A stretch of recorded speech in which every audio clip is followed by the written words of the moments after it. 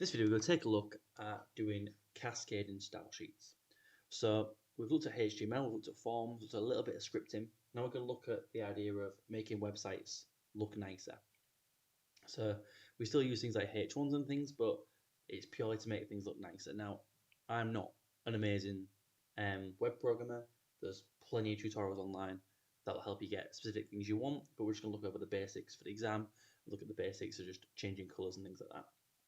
So CSS stands for Cascading Style Sheets, and it is the language we use to make a website look nice. So three things that are really important to think about is you might get asked about external or internal CSS. So we have inline CSS, which you can just change one particular tag on the fly, like I did in the previous video where I made the boxes green or red. Easy, it's fast. That's how I learned when I was at school. But you do have to keep changing every tag, and consistency is really difficult to achieve. Internal CSS is where you have your CSS file inside the HTML. So you have a style section. I'll show you how to do this in a moment, and everything's on one page. Now, that's fine, it works, but you'd have to have the same code on every single page, which sometimes is appropriate and sometimes it's not.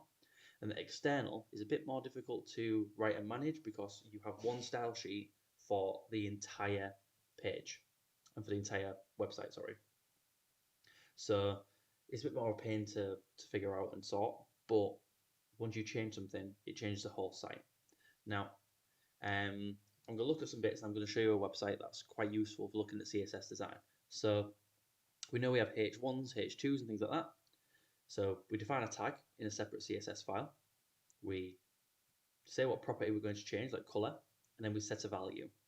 So as you can see, you put a curly bracket, your declaration, and then you've got your values there. So inline CSS, H1, and you put style equals, and you put your CSS in there, and it'll make that writing blue in this example.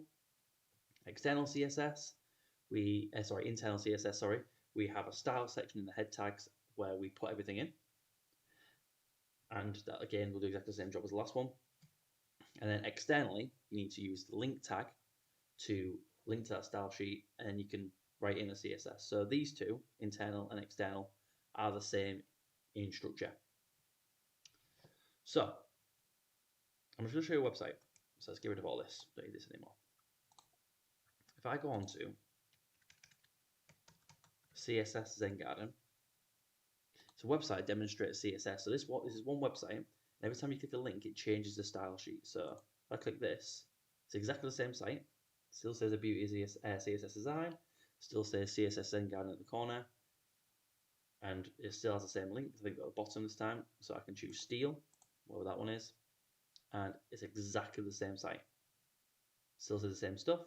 It's just got animation and all sorts in. Look at other ones like Fountain Kiss by Jeremy Carlson. I'll have to click on his website instead. That's not good. Fountain Kiss, sorry. And you see it's the same thing. So you can completely change how a website looks using CSS. So create a new replit, HTML, CSS, JavaScript. I'm going to call it CSS. I'm going to get rid of some stuff. We're going to add some content in. So I'm going to get rid of all of this. I don't need a script today, so I can get rid of all that. And I could put in H1. Welcome to the site. I could do H2. And this site demonstrates basic CSS. I might put a paragraph tag in there as well, saying sample text. So that is my content. That's what I want my site to say. So what I could do is do H1 style equals color blue, like that. Run that, and it makes that blue. So that's inline styling, which overwrites an external style as well. Let's get rid of that. It's not the best way to do it. I wouldn't recommend doing it that way, but you may. For example, you do body BG color equals red as well. Or you can use style equals as loads of ways doing it. And you see it does the same thing. Makes the background nice and red. So what I could do is do a style tag and do H1 color blue, H2, color red, body, color grey, like that. Now, provided I've not all correctly, which is a little bit messy, so let's just neaten up a tiny bit. There we go. That'll change the background and two of my tags there. So you see I've put body color grey, so any text in the body is going to go there. I could put background dash color, and that'll keep the sample text as black and the background's going to be silver. And that's your in file or your internal. I can copy this whole thing, go into style.css, paste it in, and you'll see that, I'll just make it so to a point, you see it's different. And that's for the whole thing. But then what I could do is say H2 for one particular site I wanted to change.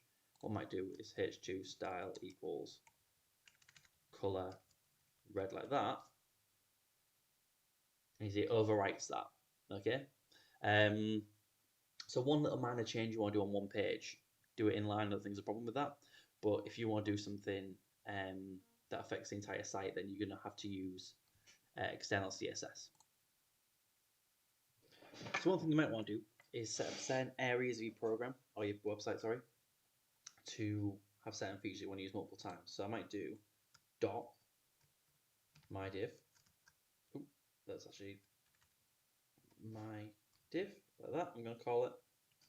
It's not have the autocomplete, like that. And I might just do background dash color red, and then I might just do width equals 300 pixels, height equals 300 pixels, like that. Go into here, I might put in a div, so div, and what this is called is a class, so I can do class equals my div, like that, and then close it off. Then what should happen is we should get a little box around it. So we've got a little box there. So that's a class, so I can use that multiple times, so I could use that as many times as I want. So I could have two divs that says sample text, and I've got two of them there. So if you want like sections to put text in and things like that, you'd use a class. What you might do as well, you might see in the previous video, is I had div ID. Now you should only use ID once really, because it's to identify that particular div. And to do that, you do exactly the same thing. So I could have that there, like that. Now here's the embarrassing part, is that my keyboard doesn't have a hash. It's probably something I should sort out really, think about it. But if I just get a hashtag, because I need a hashtag and my keyboard doesn't have a hashtag on it, get the symbol, which is a hash like that, and replace that dot with a hash, that makes an ID. Okay, so I can just make this blue to prove a point. And because I've changed that ID, I've changed from a class to an ID, I think you can actually use it multiple times, but you're not supposed to. See, it does work, but if you're trying to change content just inside this box with some scripting, then it's going to change them all, which you don't want. So you've got a class and you've got an ID. So quite often you use classes more than IDs. What you might do is put a class in for the styling, but then add an ID so you can change the content later on. And that's your basic colours and things like that. Now there's a thing called the box model. Now if you see up top here, I've got W3 schools. Now I'll be honest, this is miles better than me. So it shows you how to make classes, IDs, so say specify unique element, and I can use them for whatever you need to.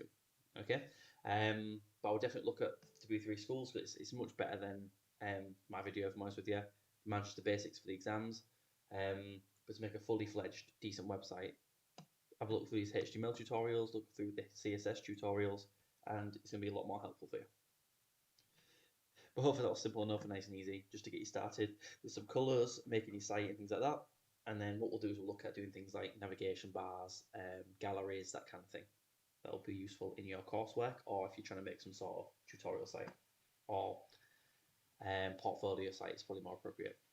So please like and subscribe, and I'll see you in the next video.